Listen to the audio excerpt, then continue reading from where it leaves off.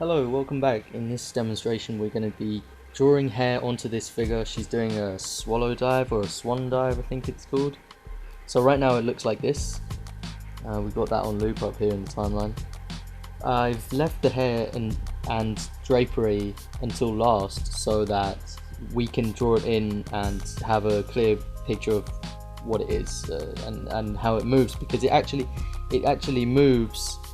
It has like a life of its own compared to the rest of the body, so it doesn't follow the same movements. So what we're going to do is we're going to add it on a layer above. We're going to track the movement of the head, and then we're going to draw it out frame by frame with a nice flowy motion. So I've now turned off the looping in the timeline, and I'm going to put the onion skin on instead so we can see our frames before and after. I'm going to adjust the onion skin so that we can see 2 frames behind at all times. In fact, I might increase that to 3 later on, but for now do 2 frames behind, and we're going to start at the beginning here. So this is the start of the run. You know what, I'm going to take a step back first and familiarize myself with the hairstyle and the hair design so that we know exactly what we're going to be dealing with. Alright, so this is her here. You'll notice we got 2 main streaks in front of the shoulders, a large amount of hair behind the shoulders going down to the mid-back. You've got this one stray hair with like a braided things hanging off it. We'll add that in probably last of all. We got a fringe swooping over the side and 2 little cute pokey out bits, some tufts. We probably won't include them in because it would be difficult to include them with windswept hair, and I think you wouldn't be able to see them anyway in the scene that we're drawing. And mainly it's just the body of hair that we've got to work with, and these 2 front strips of hair will probably join the rest in like a solid mass of hair. So we're going to try and simplify it into its basic shapes. Now I'm going to use a different layer from the rest of the animation here, and then if we like it we can bring it onto the main layer. I've just gone above here in this layer, and I'm going to make blank keyframes to mimic each of the full keyframes we have in the layer below. You can either do this by pressing F7. If you want to do it without having to use your keyboard, you can just drag a frame like that and then create a keyframe, but I'm going to do it this way because it's a bit faster. I'm also going to make the hair a different color from the body so that we can properly distinguish between the layers. For now I'm just going to give it like this kind of color maybe. You don't want it to be too light to just go with the white background, and at the same time you don't want it to be the same as this dark color here. Alright, let's get going. So I'm just gonna try something out here. You want nice swoopy movements like this. I tried to get the entire hair out in one stroke. That's ideally what you want. I'm gonna have one strip come off here maybe. I'm gonna have the other strips like interacting with this main mass of hair. So I'm just going through them and trying to establish a movement, and I aim to make each frame different from the last one.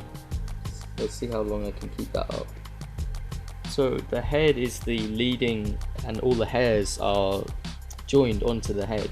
So you tend to get this like dragging motion, like this cloth, like a cloth would if you were to drag a cloth in the wind.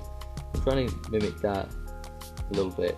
The key is to not go for individual hairs, but try and treat it as like as if it's a single piece of cloth, I think.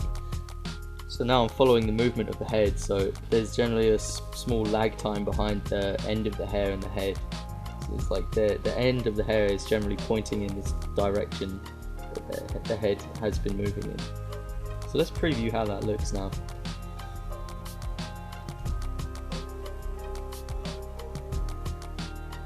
Pretty good so far. For this speed part, I'm making sure the hair stays quite straight.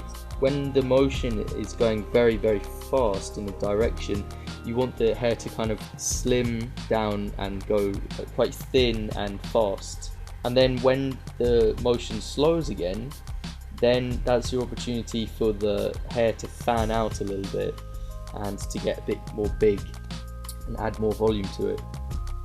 Okay, so now the motion is slowed right down. I start to make the hair a little bit more, give the hair a little bit more volume and make it go in directions which are not always associated with the direction it's been coming from. So here it's a little bit more wavy, I'm letting some of the hair even go in front of the head. Nice strong confident strokes, very important. Okay, so after every say 3 frames you do, you're going to want to test it, so that's what we're going to do now. And I use this loop frame here. I just do that so you can see it in a loop. Now watch it a good 5 to 6 times at least. I sometimes go up to 10 or 12 times just watching it and analysing the movement, because you're only able to improve it if you're able to see it properly. So I think the distance between this and this frame, there needs to be an in-between in there. I'm going to do it. I'm going to try and transfer this onto the next frame instead. So I'm going to copy, paste in place, and just drag it on like that.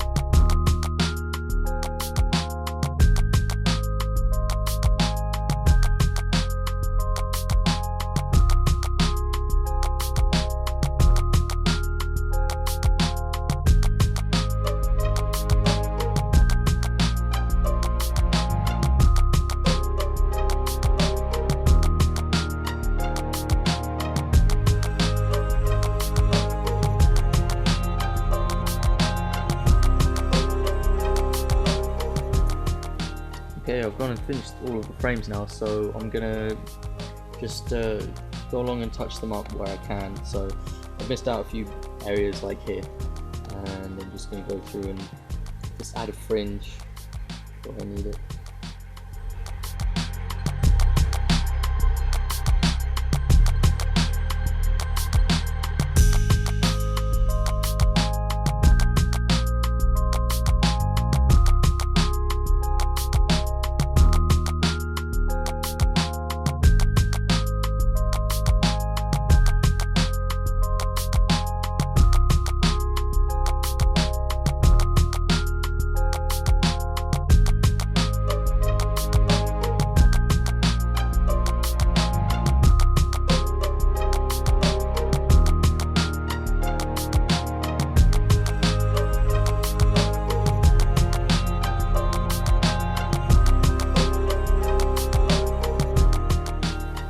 Alright, so that's the first piece of drapery done, so I'm going to go on to the next one now. So thank you for watching my tutorial video. If you like these videos and you want to see more of them turn up in your inbox, please subscribe to the channel. Leave me a comment below with your suggestions for what you would like to see next. It's very helpful for me if I have indications from you guys what you'd like to see. If this tutorial helped you to make something, I would love to see it. Please send it to me and I will feature it in the next video. I have a website which you can go to find more in-depth tutorials. If you really want to know the step-by-step instructions, please go over to animatorguild.com. It's definitely worth doing. And yeah, I will see you in the next video. I make videos every week, so next Friday I should have a video out. Goodbye.